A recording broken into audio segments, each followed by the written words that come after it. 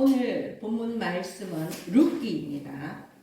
우리 이 룻기서의 대략적인 내용을 아시는 분들이 많을 텐데요. 만약에 이 룻기서의 내용을 영화나 드라마로 만든다면 주인공은 당연히 룻이 될 테고 그의 시어머니 나오미는 조연의 역할을 맡을 것입니다. 그러나 우리가 영화나 드라마를 보면 때때로 주연보다 더 강렬한 조연이 있지 않습니까? 바로 나오미가 그렇습니다. 룻기스의 이야기를 전체적으로 이끌어가는 사람은 나오미이고요. 그리고 또한 이 룻기서는 나오미의 이야기로부터 시작해서 나오미의 이야기로 끝을 맺습니다. 여러분 아시겠지만 한번 그 내용을 정리해 보시기 바랍니다. 나오미의 남편은 엘리멜렉이고요.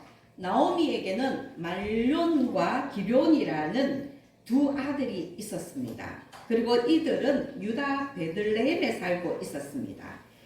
엘리멜렉은 유다 지파에서 매우 유력한 가문이었습니다. 그러나 이스라엘의 흉년이 들자 온 가족이 모압 땅으로 이주를 하게 됩니다. 그런데 그곳에서 얼마 지나지 않아서 남편 엘리멜렉이 죽게 되고요. 그리고 두 아들은 모압 여자를 아내로 맞이하게 되는데 첫째 아들 말론의 아내는 룻이고 둘째 아들 기럯의 아내는 오르바입니다. 그런데 모압 땅에서 한 10년쯤 거주했을 때에 두 아들까지 나오미의 두 아들까지 다 죽어버리고 나오미와 두 며느리 오르바와 룻만이 남게 되었습니다. 참으로 낯선 이방 땅에서 막막한 처지가 되어버렸습니다. 그런데 그때에 이제 이스라엘 땅에 흉년과 기근이 끝나고 풍년이 찾아왔다라는 그런 소식을 듣게 되고 비로소 나오미는 귀향을 결심하게 됩니다. 그리고 두 며느리 오르바와 룻과 함께 길을 나서다가 도중에 나오미는 두 며느리에게 이제 그들의 부모의 집으로 돌아가라고 너희들은 이 고향에 있으라고 그렇게 권하게 됩니다. 이 나오미의 권유에 따라서 둘째 며느리 오르바는 고향으로 돌아가게 되고요. 첫째 며느리 룻은 끝까지 나오미를 따라 베들레헴에 오게 됩니다. 그리고 그 뒤에 이어진 내용이 오늘 우리가 읽은 룻기서 1장 19절인데요. 그 룻기서 1장 19절을 보면 나오미가 베들레헴으로 돌아오자 온 성읍에 난리가 났습니다. 이들의 귀향이 화제거리가 된 것입니다. 그 내용을 보십시오. 이에 그 두 사람이 베들레헴까지 갔더라. 베들레헴에 이를 때에 온 성읍이 그들로 말미암아 떠들며 이르기를 이가 나오미냐 하는지라. 여러분 이가 나오미냐 이 말이 무엇을 의미하겠습니까? 나오미의 남편인 엘리멜렉은요 이 베들레헴의 유지였습니다. 그러다 흉년이 들자 아내와 두 아들을 데리고 그들은 여유가 있었기 때문에 그들의 모든 것을 싸들고 호기롭게 모압 땅으로 이주를 했습니다. 흉년과 기근에 시달리는 그 이스라엘 땅에 굳이 남아있지 아니하여도 될 만큼 그들은 아주 풍족한 그러한 삶을 살던 자들이었습니다. 그래서 보다 여유롭게 살기 위하여서 모압 땅으로 이주해 간 것입니다. 흉년을 피해서 고향을 떠난 그들이었는데 지금 이 나오미의 처지가 어떻습니까? 이방 땅에서 남편과 두 아들이 죽고 달랑 며느리 하나만 데리고 고향으로 돌아온 것입니다.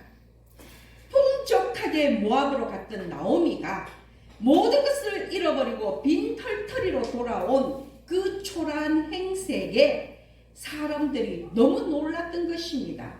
그래서 사람들의 입에 오르내릴 수밖에 없었던 것입니다.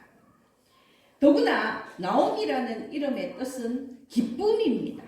기쁨, 은혜스러움 이런 뜻입니다. 그러나 지금 나오미의 모습은 어떻습니까? 슬픔과 고통에 찌들은 그런 모습입니다. 그 이름과 현재의 모습이 완전히 대조를 이루는 것을 보고 사람들의 그 말이 이가 나오미냐입니다.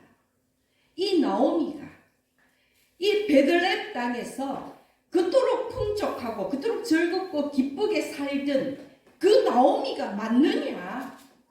이 나오미가 어떻게 하다가 이런 꼴로 고향에 돌아왔느냐? 이 모든 것들이 내포된 것이 이가 나오미냐 하는 사람들의 말이라는 것입니다. 그런데 이때 나오미의 대답이 무엇입니까? 20절을 보면요. 나오미가 그들에게 이르되 나를 나오미라 부르지 말고 나를 마라라 부르라. 이는 전능자가 나를 심히 괴롭게 하셨음이니라. 여러분, 나오미는 사람들에게 스스로를 마라라고 부르라고 말합니다. 마라의 뜻은 무엇입니까? 고통과 괴로움입니다. 지금 이 나오미의 현재 상태가 어떠한지 나오미의 대답을 통해서 알 수 있는 것입니다. 사람들이 이가 나오미가 아니냐 했을 때에 나오미는 나를 나오미라 하지 말고 마라라 불러라. 나는 지금 너무나 고통스럽고 나는 지금 너무나도 슬픈 상태라는 그런 이야기입니다. 여러분, 여기까지 이야기를 보면 나오미는 완벽한 실패자입니다. 낯선 이방 땅에서 채 10년도 되지 않는 그 짧다면 짧은 그 시간 속에 남편과 두 아들이 죽어버렸습니다. 빈털터리가 되었습니다. 베들레헴에서의 과거의 그 영광을 생각한다면 이런 모습으로 고향에 돌아오는 것은 나오미에게 너무나도 수치스러운 일입니다. 나오미가 마라가 되어버린 상황 아닙니까? 모든 사람들은요 동서고금을 막론하고 금융환향을 꿈꿉니다. 그러나 나오미는 실패자의 모습으로 귀환했습니다. 여러분, 나오미가 왜 실패했습니까? 왜 남편과 두 아들이 죽어버리고 빈털터리로 고향에 올 수밖에 없는 처지가 되었습니까? 우리는 나오미의 실패 원인을 알아야 합니다. 말씀을 보면 우리가 간과할 수 없는 것이 이스라엘 땅에 흉년이 든 근본적인 이유가 있다는 것입니다. 지금 이 룻기스의 배경은 사사시대입니다. 룻기 1장 1절을 보면 사사들이 치리하던 때에 그 땅에 흉년이 드니라 라는 구절이 있습니다. 사사시대라는 것은 강력한 지도자였던 모세를 이어 여호수아가 죽고 난 다음에 사울 왕이 서기까지, 즉 왕정체제가 수립되기 전까지 약 350년 동안의 그 기간을 사사시대라고 하는데요. 이때는 이스라엘 사회에 강력한 중앙 집권적 통치가 없을 때였습니다. 왕이 생기기 전이었기 때문입니다. 그래서 만약에 국가적인 위기가 생기면 그때마다 영웅적인 지도자가 등장을 해서 나라를 구하고 백성들이 가진 여러 가지 문제를 법적으로 해결해주는 그런 역할을 하는 사람들이 있었습니다. 이런 지도자를 사사라고 합니다. 지금 이 룻기의 배경은 바로 사사시대라는 것입니다. 그러나 문제는 이 사사시대는 엄청난 정치적, 도덕적 혼란의 때였다는 것입니다. 여러분, 이 룻기서가 시작하는 그 바로 앞에 보면 바로 사사기인데요. 이 사사기 21장 25절 그 끝절을 보면 어떤 구절이 있느냐면 그때에 이스라엘의 왕이 없으므로 사람이 각기 자기 소견에 옳은 대로 행하였더라. 여러분, 이 구절 뒤에 지금 사사가 치리하던 때에 이스라엘 땅에 흉년이 들었다고 룻기서가 연이어 기록하고 있습니다. 무슨 의미겠습니까? 하나님이 영원한 이스라엘의 왕이심에도 불구하고 사람들은 자꾸만 그 사실을 망각한다는 것입니다. 그래서 하나님의 율법을 따라 살지 않고 각자의 생각대로, 각자의 소견에 좋은 대로, 한마디로 지 멋대로 그렇게 행하였던 것입니다. 그리고 이때는 왕이 없었기 때문에 사람들은 스스로 왕 노릇하려 했습니다. 여러분, 사공이 많으면 배가 산으로 가지 않습니까? 너나 나나 할 것 없이 전부 다 왕 노릇하려고 지가 옳다고 그렇게 하니까 이 혼란이, 이스라엘 땅에 혼란이 끊임없이 반복될 수밖에 없었던 것입니다. 그러므로 사사시대 이스라엘 땅에 흉년이 든 것은 바로 하나님의 징계로 보는 것이 맞다는 것입니다. 성경의 역사를 보면 하나님께 순종할 때는 이스라엘 백성들에게 풍성한 축복이 약속되었고요.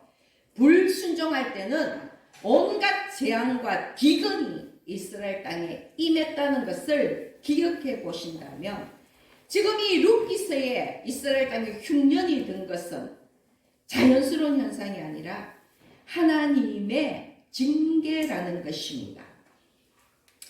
하나님이 백성들에게 그 흉년과 기근을 허락하실 때에는요, 이 백성들을 향한 징계요, 그리고 경고라고 보아야 한다는 것입니다.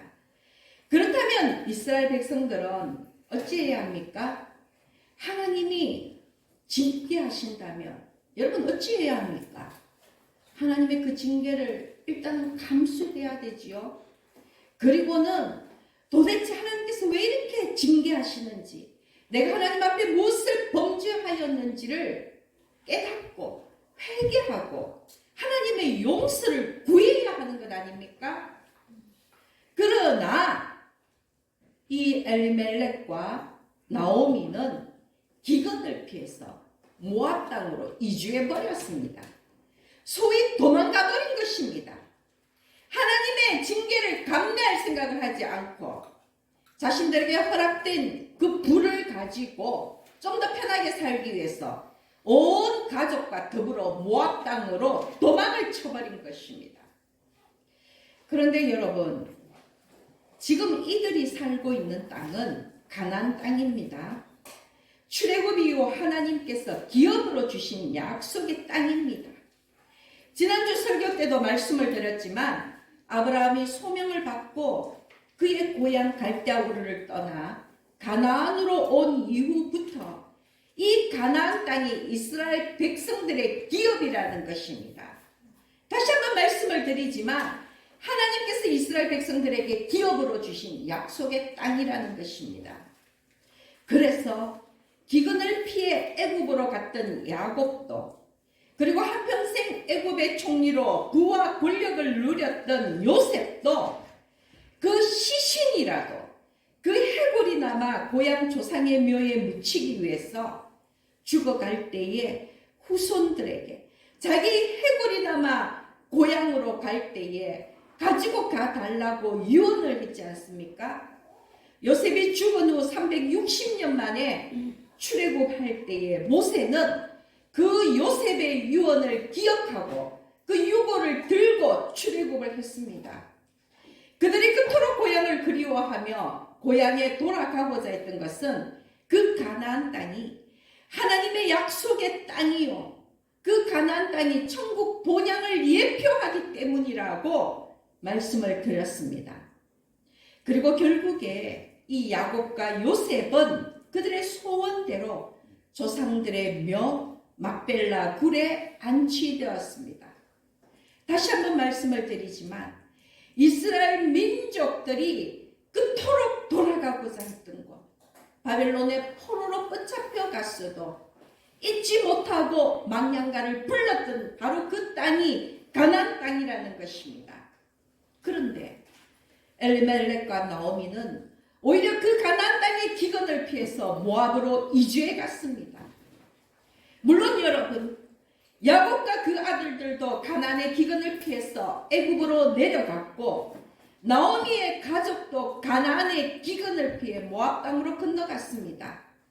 둘이 다를 것이 뭐가 있느냐고 말씀을 하시겠습니까? 그러나 이들의 상황은 다릅니다. 야곱의 경우에는 하나님의 징계가 아니라, 여러분, 오히려 하나님께서는 그 기근 중에 그들의 가족, 즉 이스라엘의 12지파 이스라엘 민족을 구하기 위해서 요셉을 미리 애굽 땅에 보내고 그 요셉을 통해 그들을 보호하고 그 민족을 보존하신 그런 하나님의 계획이었다는 것입니다. 물론 그럼에도 불구하고 기근을 피해서 애굽으로 내려갔던 이스라엘 백성들이 다시 가나안으로 돌아오기까지는 무려 400년의 시간이 걸렸고, 그 기간 동안 그들은 애굽의 노예로 민족적인 고통을 겪고 살았다는 것을 우리가 다 알고 있습니다. 하나님의 약속의 땅을 떠날 때에 그들이 받았던 그 고초는 두말할 필요가 없는 것입니다. 그런데 지금 이 룻기서의 이스라엘 백성들은요, 가나안 땅을 기업으로 분배받고 명실상부 약속의 땅에서 살고 있음에도 불구하고 이스라엘 백성들은 여전히 하나님께 불순종하고 범죄하였기 때문에 흉년과 기근에 빠진 것입니다. 그렇다면 이 엘리멜렉과 나오미는 고향을 떠나서는 안 되었던 것입니다. 하나님이 주신 기업을 버리고 모압으로 이주해 간 것은 하나님께 대한 명백한 불순종이요 불신앙이라는 것입니다. 여러분, 그것이 실패의 원인입니다. 그 땅에 비록 흉년이 있다 할지라도 기근이 있다 할지라도 하나님의 뜻을 구하며 인내했어야 하는데 그 어려움을 피하여 도망해버린 그것이, 끝까지 하나님을 신뢰하지 못하고 하나님의 뜻을 분별하지 못한 그것이 이 나오미의 실패의 원인이라는 것입니다. 엘리멜렉이라는 이름의 뜻은 하나님은 왕이시다입니다. 그가 정말로 그 이름대로 살았더라면 비록 그 땅에 흉년과 기근이 임했다 할지라도 더욱더 겸손히 하나님 앞에 엎드려서 그 고통을 인내했어야 합니다. 그러나 엘리멜렉은 베들레헴을 떠났습니다. 하나님이 자신에게 주신 그 기업을 버리고요, 가족들을 데리고 고향을 떠나갔습니다. 약속의 땅을 떠났습니다. 그 결과는 너무나도 비참했습니다. 기업을 이어갈 세 남자가 다 죽어버리고 남겨진 아들도 하나 없었습니다. 엘리멜렉은 그 이름과 달리 하나님을 완전히 신뢰하지 못했기 때문에 고향을 떠났고 그 낯선 땅에서 죽었습니다.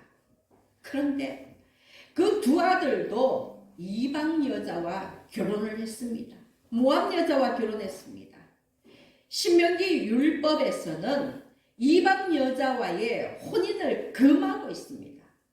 여러분, 특히 모압 족속과 암몬 족속은요, 영원히 여호와의 총회에 들어오지 못하도록 그렇게 성경에서 율법으로 규정하고 있습니다.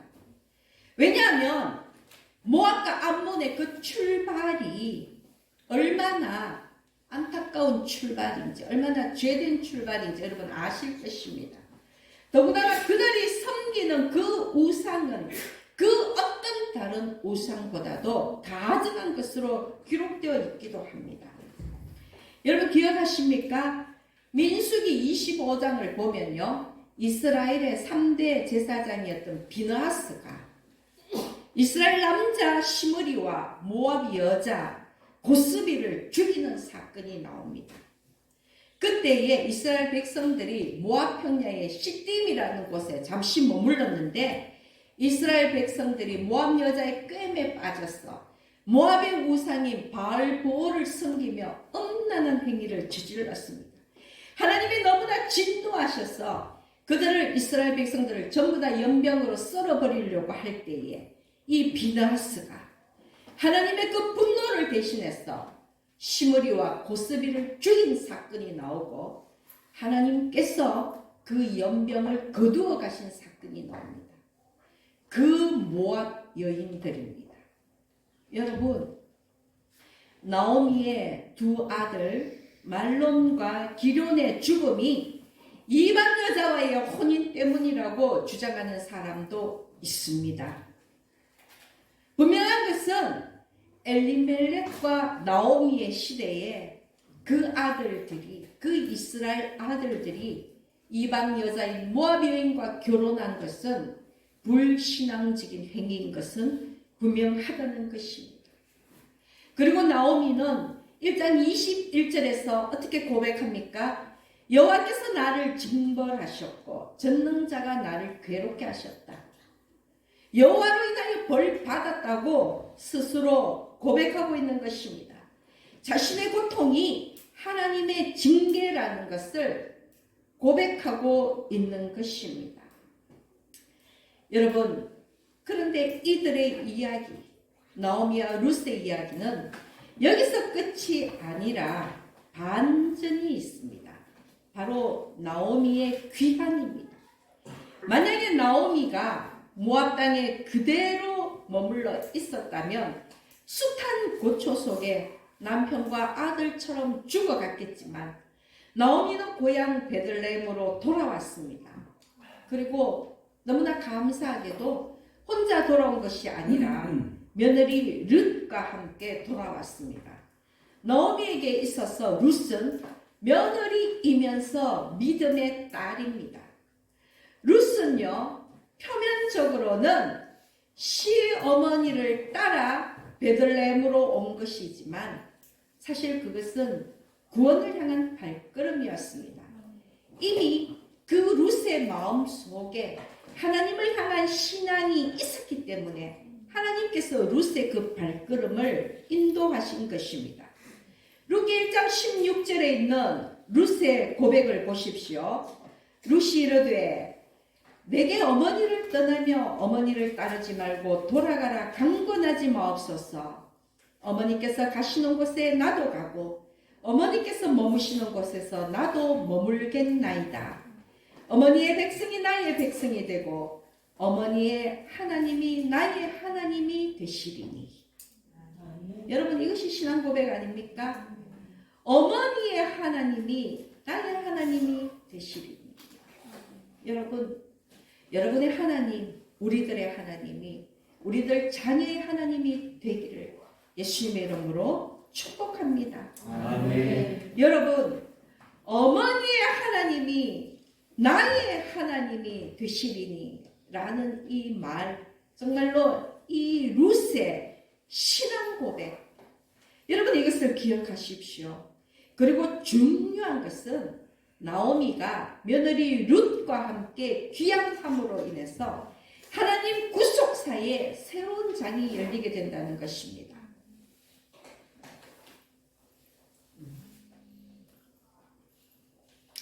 여러분, 어떤 목사님들은 설교를 할 때요, 이 나오미와 룻의 이야기를 비유로 들면서 시어머니와 며느리가 고부갈등 없이 얼마나 잘 살아야 하는지를 이야기하는데, 나오미와 룻의 이야기는 그런 단순한 이야기가 아닙니다.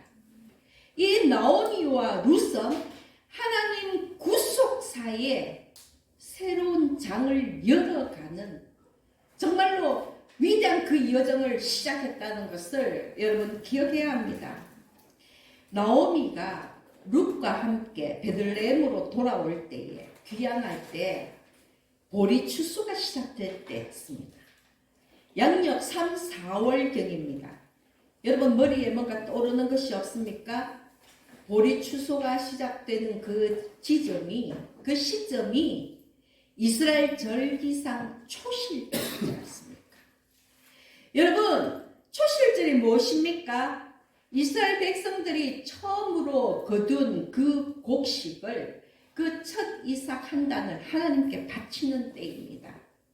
첫 이삭 한 단을요, 성전의 뜰로 가져가서 제사장에게 줍니다.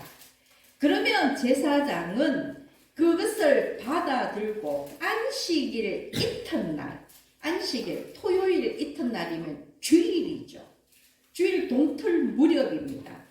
바로 그때에 이 보리단을 들고 번제단 북동쪽에 섰어. 이것을 우리가 그 성전의 이 구조를 알면은 좋은데, 번제단 그 북동쪽에 서서 서쪽을 향해 이 보리단을 흔듭니다. 서쪽은 지성소가 있는 곳, 하나님이 임재가 있는 곳이라 믿기 때문에 그 지성소를 통해서 우리 교회 같으면 여기가 북동쪽이고 저기가 서쪽이지요. 그러면 제사장이 지금 제 위치에 여기 서서 저 지성소가 있는 서쪽을 바라보면서 백성들이 가지고 온 첫 곡식 한 단을 흔드는 것입니다. 이렇게 흔들어 드리는 제사를 요제라고 하지요. 여러분, 그 후에 어떻게 하느냐 하면은 이 보리단을 갈았어. 채를 쳤어. 그러면 아주 고운 그런 곡식 가루가 되잖아요. 그것을 번제단에 한 줌 넣어서 태웁니다. 이 곡식으로 드리는 제사를 소제라고 합니다. 그런 다음에 비로소 숫 양, 흠없는 어린 양 한 마리를 번제로 바칩니다. 이 모든 것이 끝나면 이것이 초실절 제사입니다. 가장 처음 익은 곡식 한 단을 하나님께 먼저 바치는 이 제사가 초실절 제사라는 것입니다. 그런데 바로 이때 이 초실절 제사를 하던 동틀 무렵에 우리 예수님이 부활하신 것입니다. 부활주일 기억하시죠? 고린도전서 15장 20절을 보면, 그러나 이제 그리스도께서 죽은 자 가운데서 다시 살아나사 잠자는 자들의 첫 열매가 되셨도다. 우리 예수님이 부활의 첫 열매가 되셨다는 것입니다.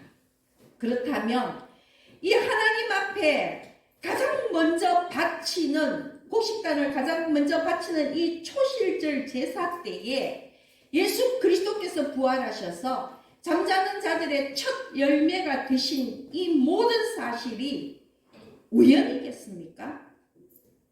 제가 누누이 강조하지만 하나님께 우연이란 없습니다. 여러분, 우연이란 우리들처럼, 인간들처럼 시간적, 공간적 제약을 받는 사람들에게 우연이라는 말이 존재하지, 하나님께는 우연이 없습니다. 모든 것이 하나님 경륜 안에서의 계획이라는 것입니다.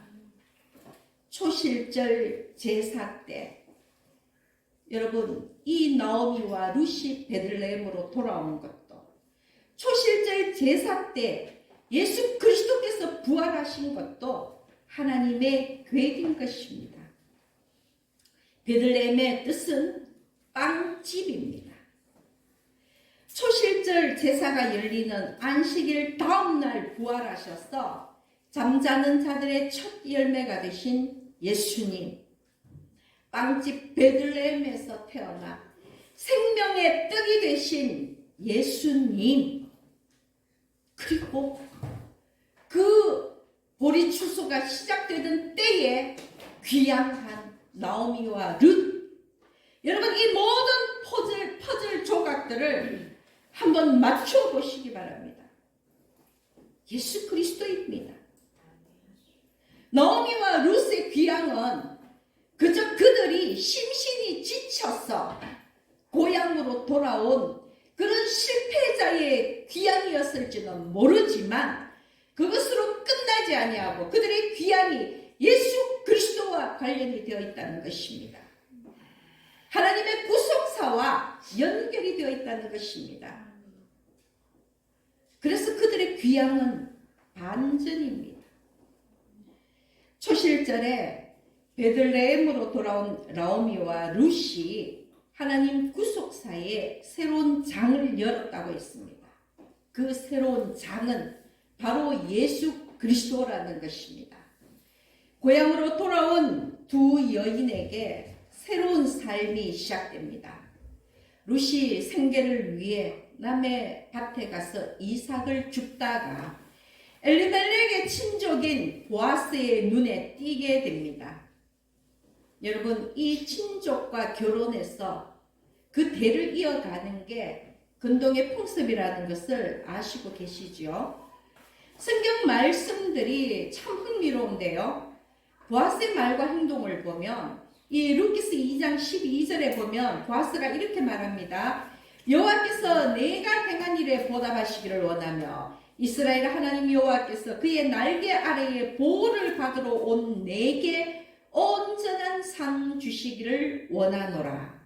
그리고 14절에 보면 이 보아스가 룻을 불러서 자신의 떡을 나누어 주는 그런 장면이 있습니다. 여러분, 우리는 예수님에 대한 그러한 지식이 있으니까 당연히 이런 구절들을 보면 무엇이 연상됩니까? 자꾸만 예수님이 연상되지 않습니까? 성경의 말씀들은 구약부터 신약까지 이 모든 말씀들은 예수 그리스도를 지목하고 있다는 것, 예수 그리스도를 가리키고 알리고 있다는 것을 우리는 명심해야 합니다. 여러분, 그리고 결국에 룻은 보아스와 결혼을 하고 아들 오벳을 낳습니다. 그리고 위대한 다윗의 계보, 예수 그리스도의 계보가 시작되는 것입니다.